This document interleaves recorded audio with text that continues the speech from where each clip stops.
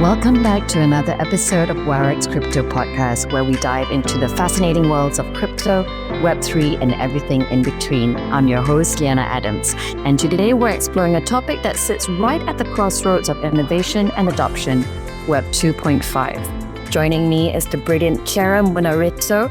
Chiara wears many hats: Web3 and AI personal branding advisor, consultant for Web3 at Deloitte, and head of marketing for Dutch blockchain REIT. Chiara, welcome to the show. Thank you very much, Lianna. I'm very much excited. Chiara, before we jump into the heart of our discussion, I'd love to hear a little about your journey. How do you find yourself at the forefront of Web3 and crypto adoption? Thank you very much for the question. I think it's quite an interesting journey. I started back in 2020, 2021. I was just working in marketing, and then people start talking to me more about crypto and what we should do with crypto. And my first honest reaction was really like, okay, what is crypto? I was fully new. I was still in my bachelor's, and the moment I got into crypto and I started being more active within like communities, that's when I really realized that I would have never went back to traditional, which actually throughout the years this found not to be true, because then I decided to take the step in between the fully Web3 side and the more traditional side. So throughout the years, I learned a lot, joined a lot of events, organized as many, and indeed now working at Deloitte, this really allows me as well to very much understand what is going on the Web2 side, on the traditional institution side, and how instead on the other side crypto communities and Web3 companies are behaving. And I would say the linking point is really on the regulatory side. So when we will have that more stable playground for Web3 companies and Web2 companies to really interact with one another. And finally, I would say my Web 2.5 role really also steps into being a Web3 personal branding advisor on LinkedIn, because that's when I'm really trying to understand why so many X companies are very resistant in establishing a presence on LinkedIn as well, and how I can step in to try to ease that journey. So yeah, a lot of things. I love it. I love hearing about the different journeys, one usually has, right? And I love that we're diving into this conversation, Web 2.5. So what exactly is Web 2.5, and how does it blend the old ways of doing things with the new decentralized world of Web 3? Yeah, so I would say that if we consider the evolution of the internet as such, I would really break it down into two different categories. So you have the infrastructure side and you have the more business side. So where it's more like out to the world. So that can be the UI, the UX, the business model, the marketing, and so on. So the way I would phrase what Web 2.5 is really trying to embrace the Web3 technology, so blockchain and all the subordinate assets, with the current way of working of traditional business models. There are a lot of industries that it's really hard for them to just switch to Web3 from one day to the other. So Web 2.5 for me is that kind of grandfathering period where you literally ease the adoption of Web3 technologies by not disrupting and imposing a certain type of system into these Web2 companies, but helping them in deciding and understanding what kind of elements of Web3 technology is useful for them right now, and what perhaps is better to adopt in a year, 2 years, and so on down the road. Yeah, I love that. And I think also, Web 2.5 are kind of like the training wheels of Web 3, right? It's a gently stepping stone, the bridge, I guess, that leads to Web 3. Because I still remember, back in the day, everyone was talking about Web 3, and at best we were and we are, Web 2.5, right? Because I think not everything is decentralized. I mean, and also not everything has to be decentralized. But anyway, why is Web 2.5 so important right now? Is it a necessary step towards the future of crypto or just a quick fix? I think it's kind of a natural step. So as also you well said, it's not necessary that everything becomes decentralized. So it doesn't have to be that Web3 and say Web3 communities, Web3 people just come and impose Web3 to the rest of the world. I think that there's a general natural flow of how the entire society changes, and there are societal, cultural, political, economical aspects that influence also the adoption and how fast Web3 is going to be adopted. We've just seen this with the elections now. Like there's a lot going on that can speed up or slow down the process of Web3 adoption.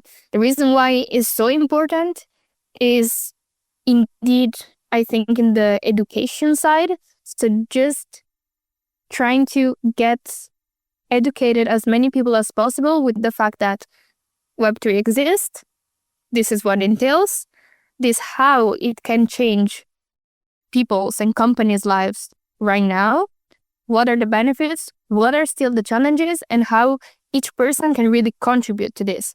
So whether it is creating the first wallet or whether it is joining a crypto company, but I think that without Web 2.5, there will be not enough time available for first the actual technology to develop properly, and secondly, for people to get educated about it and being critical as well. Because I think that within the crypto scene, we have seen a lot of different scams, a lot of different things happening, which are normal. They happen in traditional business. They will happen as well in the crypto business.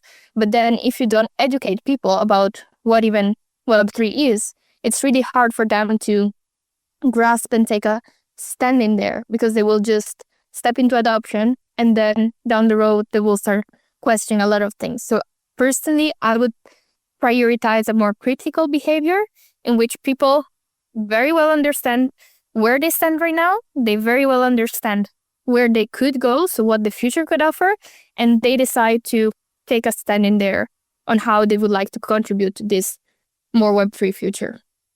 Yeah, I really love that. I love that you mentioned education. And I think, Web 2.5, I keep coming back to the training wheels, right? Like it is the education period before we step into Web 3, I think.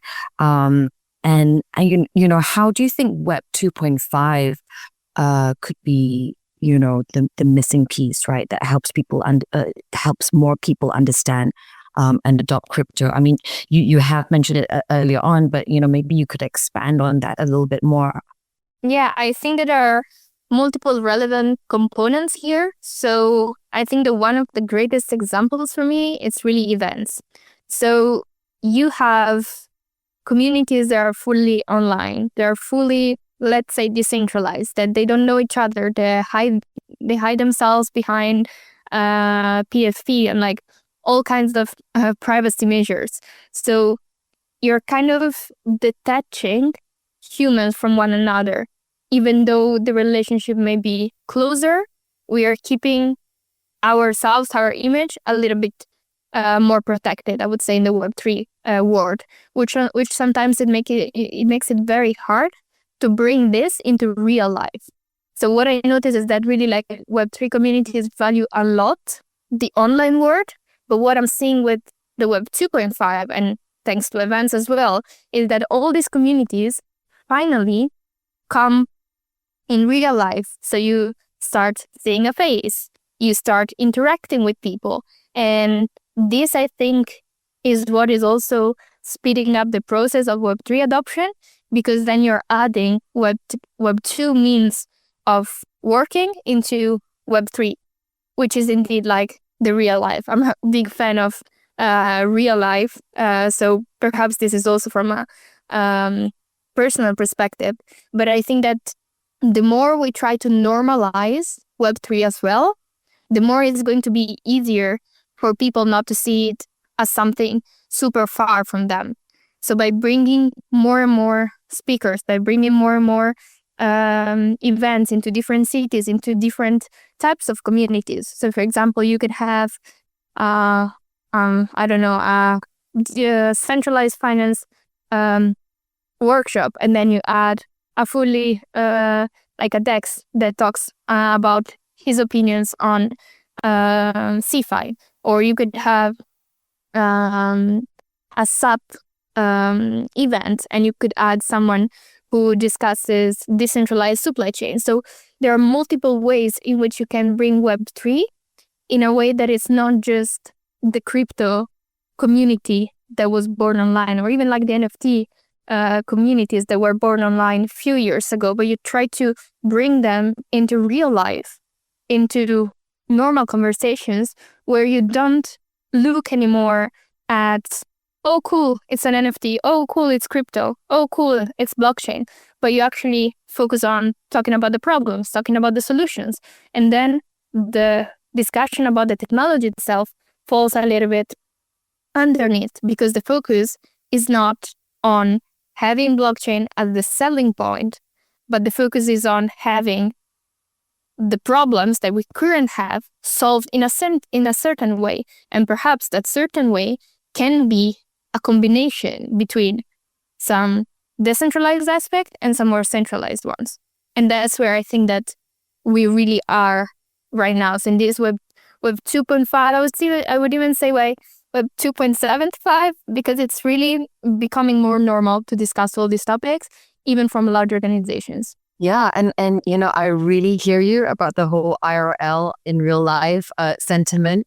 You know, because I've always said, like, you know, that just because it's a digital experience doesn't mean it's not an experience, right? It's not real life.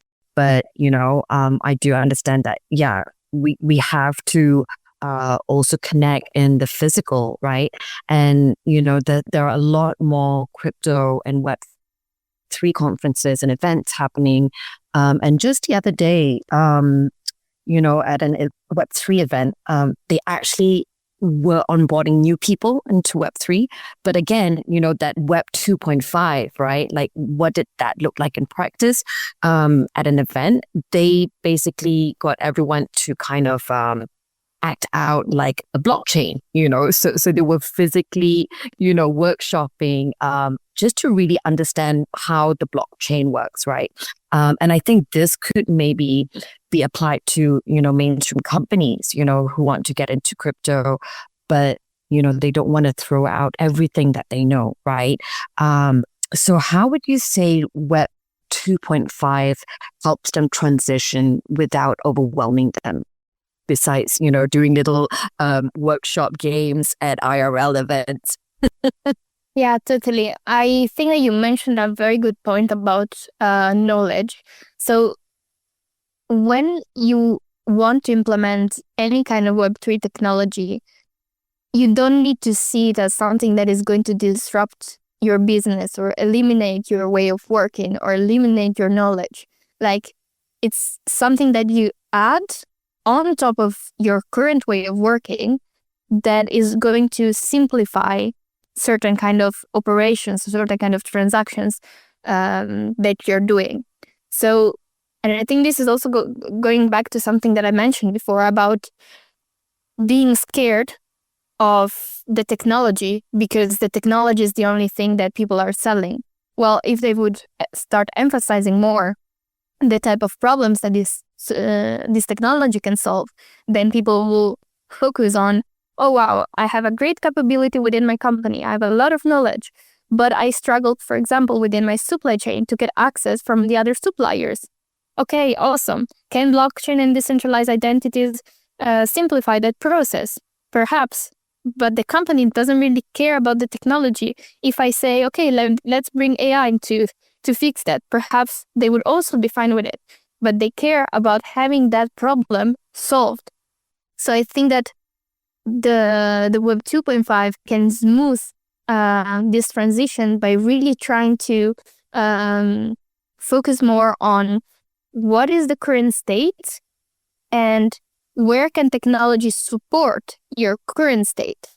It doesn't have to be disruptive for large organizations or for companies in general, or even for individuals.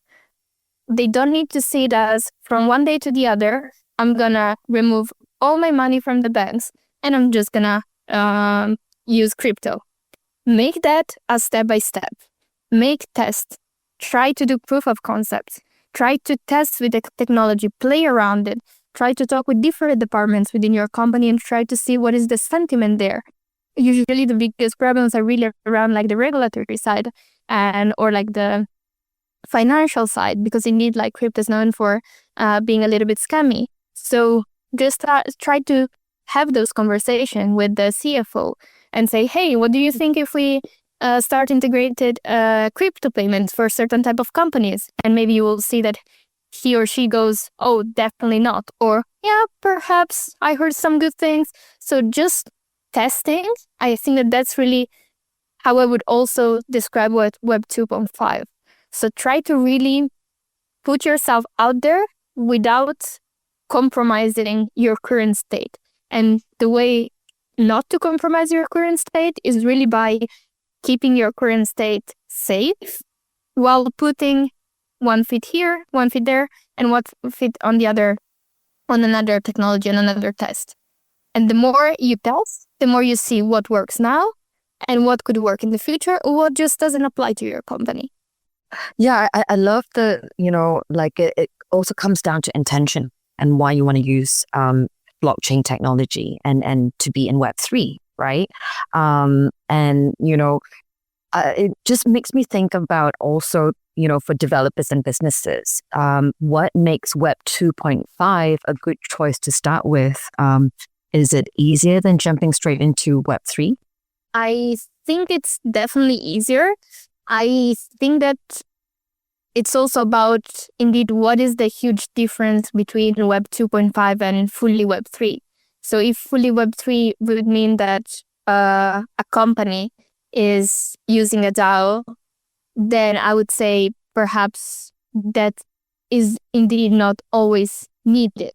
So I think that it also comes down to what kind of elements each company or each individual attributes to Web 2.5 and Web 3. And in that way, you can try to see, okay, I'm at a 50% to be fully onboarded into Web 3, or I'm at 25% or 75% to be fully onboarded. But I think that generally, indeed, it makes it easier just because, as I mentioned before, it doesn't disrupt the business, but it allows you to test out, to partner with fully decentralized companies perhaps, and try to find a common ground there. So if you also look at at what like PayPal or Visa have done on a stablecoin side, I think that it's really interesting that indeed they're looking for partners to try perhaps to even just split the risks, or to rely more on who's actually the expert in there. So also opening up doors for more collaborative system, rather than to say, okay, we do everything ourselves. So I think that it's indeed easier, mostly because you can really manage to get access to knowledge from Web3 without having to fully change your current way of working or your current knowledge, your current capabilities. So partnerships. And as well, because it allows you to be a little bit more safe and manage the risk or uncertainty component till Web3 stabilizes a little bit more.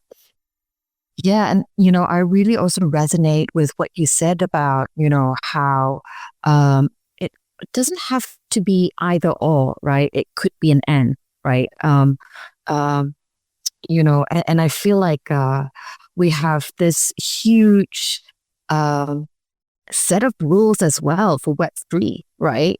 That I love, this whole Web 2.5 being the exploration ground, or like the experimentation ground, kind of like a sandbox for us to, really try out things and to test out, collaborations and to really see what things look like in practice, right? which kind of brings me to, traditional companies are so used to Web2 systems. How would you advise and what would you say, to help, a smooth transition of using crypto without changing everything that they do?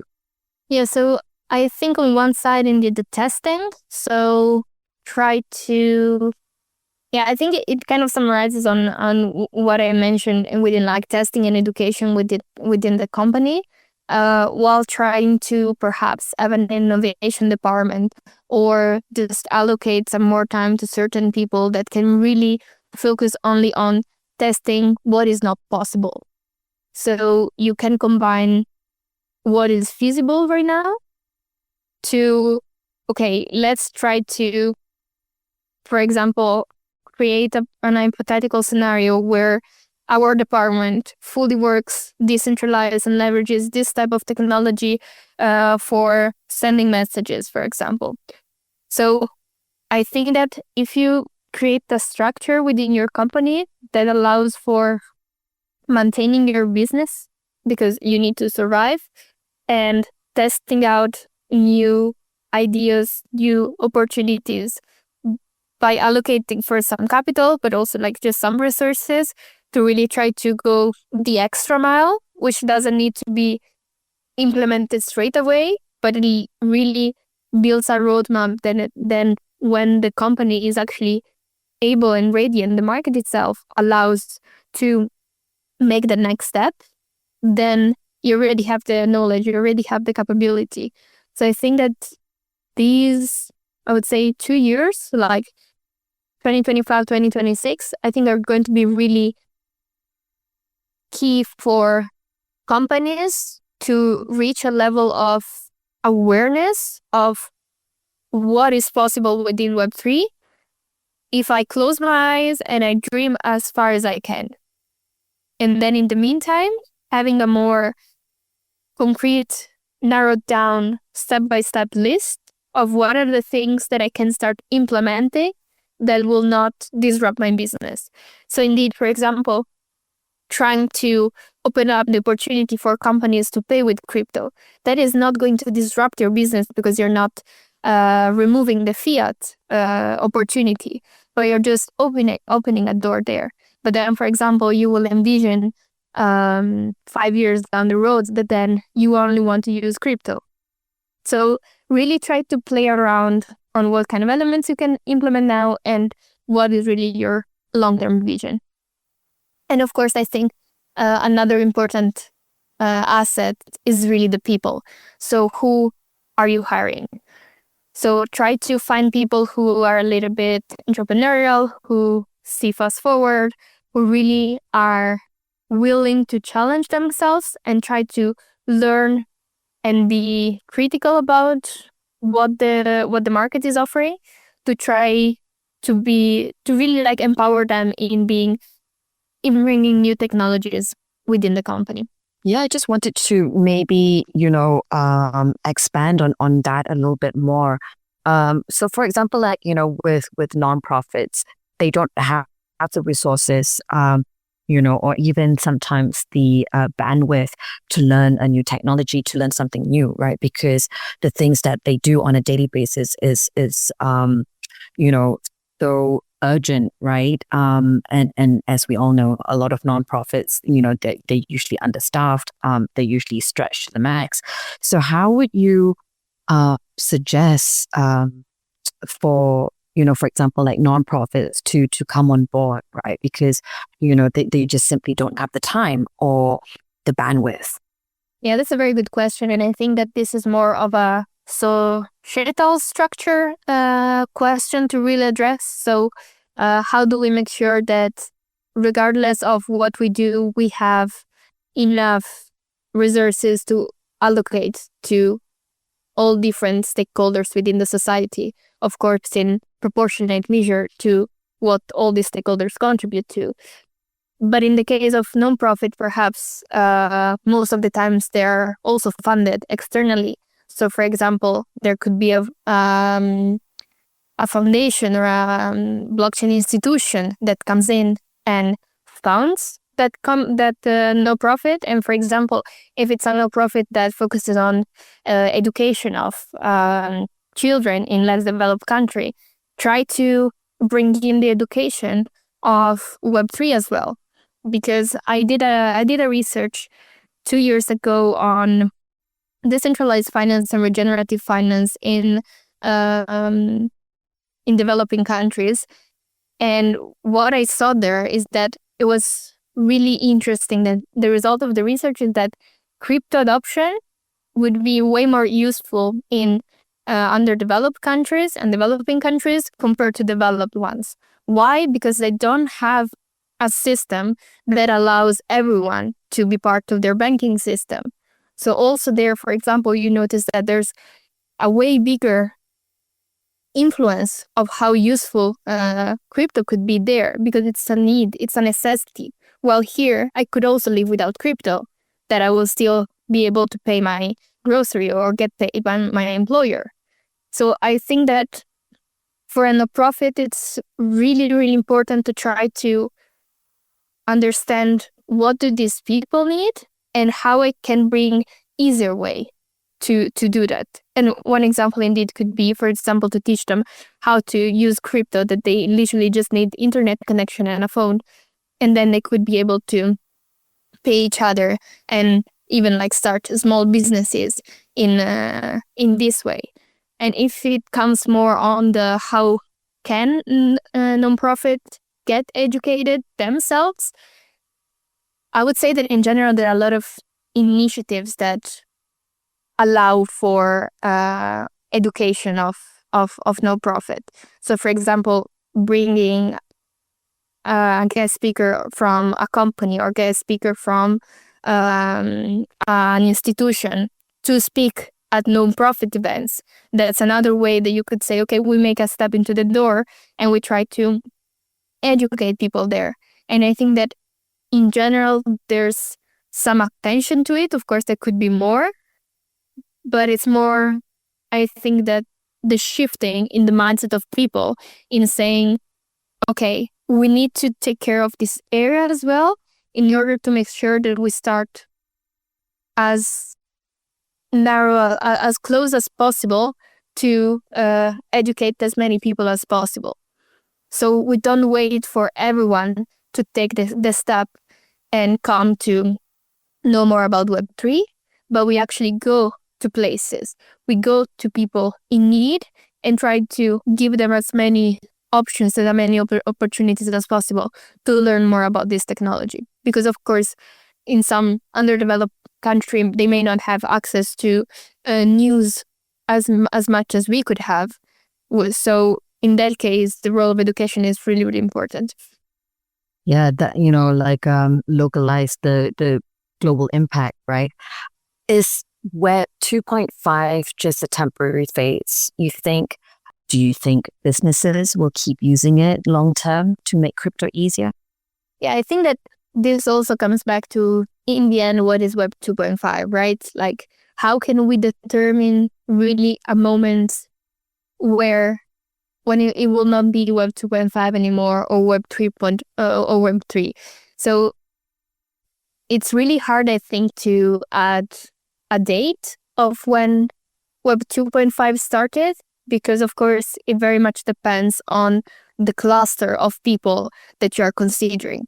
So for example, is it going to be Web3 at 1 billion people adoption or 7 billion people adoption? So I think that it's really hard to indeed like narrow down whether it's going to be a temporary phase or something that is going to shift soon.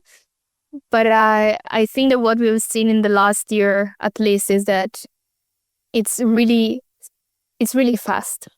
And I know this is not something new, but every day I'm amazed by how this Web3 world goes fast and fast. So I literally wrote a post about this the other day as well, that when you're in Web3, time feels like that it's going twice as fast that it's going in traditional lives.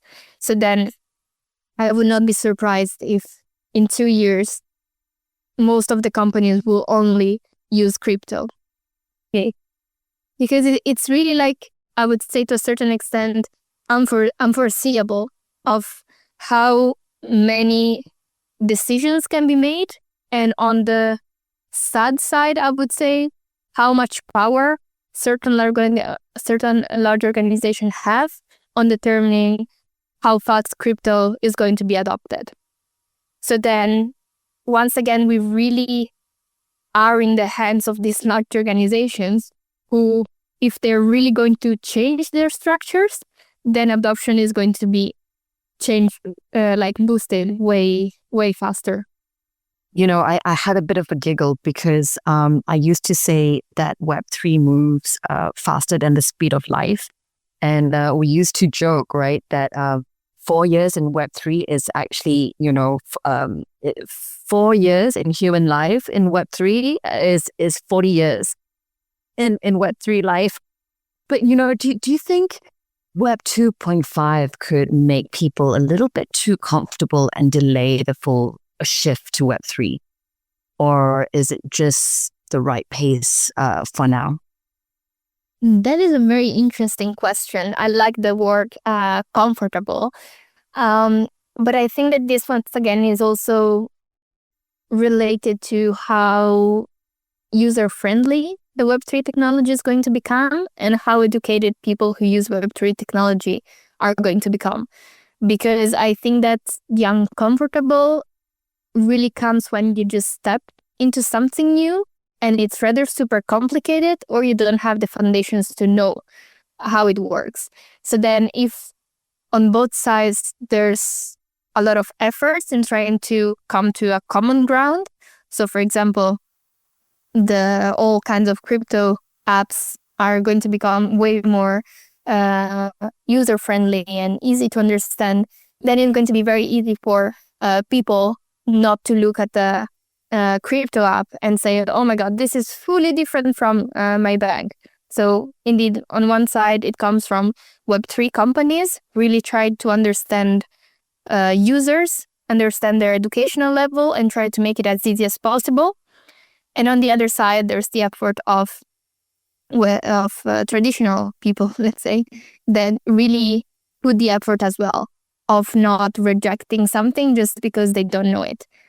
So in this way, I think that if we work at this pace, I think that we are actually going to speed up the adoption, and we are going to speed up the adoption based on what works for the majority of people, which is ultimately, I think, something that it would be good to have, because if we create too much polarized worlds in which we have fully crypto apps that no one can access unless you have done 3 years of research in cryptography, or you have very centralized crypto apps that perhaps are even too Web 2, then I think it's going to not really allow society to move in one direction. Well, I think that if we all make the efforts to, on one side, keep an eye open on understanding and putting efforts in learning, and on the other side, in simplifying the technology and make the user journey as easy as possible, then we will see that the market itself will determine what kind of use cases, what kind of technologies are relevant now, and what kind of use cases are relevant in a couple of months. Yeah, I think, it's really important to meet people where they're at, right? And also to have as many diverse voices at the table, because that's how we learn what other problems that we could potentially be solving, and also how different societies, different cultures, may use this technology, right? Yeah. What's the most exciting thing happening in crypto right now that could change the game for adoption? Well, that's I think a very big question in a bull market, because a lot is happening. Personally, I would say real world assets and tokenization. For me, this is I think, one of the most interesting things, because it's really giving to traditional assets new values and new access to those values that I think that without the tokenization side would just not be possible. or they would just be very much restricted to a certain amount of cluster of people. So I think that on that side, I think it's a fairly new market. So even though there are a lot of companies that are active in this space, so they're trying to do something with it, I think there's just so much that can be done there. Also in terms of how to do it. So is it really just about fractionalizing assets and giving more access to people, whether it's like for investing or for just sharing purposes, or are there other use cases that come from tokenizing an asset? So yeah, I would say that is the most exciting thing for now for me. Not necessarily that has a concrete results now, but I think more that where I see more traction now that could be relevant and turn into real results for the future. Yeah, tokenization is a pretty interesting conversation right now, and we had a really wide-ranging and also very interesting conversation with Lloyd from Members Cap. Yeah, that whole world is definitely worth exploring, right? And yeah, Chiara, is there anything else you'd like to add? Well, I think perhaps to add on what I was saying before, I think that why tokenization, I think it's really powerful, is that because literally anything can be tokenized. So we are very much used to live in an economic societal structure where we pay for something and we get the asset back. So we never have an active contribution to the development of the company or to the development of a product. And I think that by tokenizing and splitting rewards, adopting token-based loyalty programs, and really thinking about, okay, how can I make this work and make this fair for as many people as possible based on the amount of effort, the amount of support that different people bring to the development of a product or to the development of a company. And so even though it may start just by indeed tokenizing an asset and then fractionalize it, I think that the benefits that it could have beyond that are way bigger than just saying, oh yes, I have a contribution or I partially own these assets. But it will really bring our shift in the way we approach business relationship, in the way we approach company structures, in which we approach product building, product testing, marketing. So I think that there's just so much that I'm excited about in general on how humans will interact with each other in different ways, really thinking about, can I give back as much as I bring to myself if I'm the one leading this space or this company? It's, I mean, as you were talking, it makes me think about tokenization as a form of energy, Yeah. Yeah, I mean, that's a really interesting perspective. Thank you so much, Chiara, for sharing your expertise and your perspectives on such a pivotal topic. Thank you very much. It was a very enjoyable conversation. And to our listeners, thank you for tuning in. If you've enjoyed this episode, be sure to subscribe and share it with your friends. Until next time, keep exploring, keep learning, and keep innovating.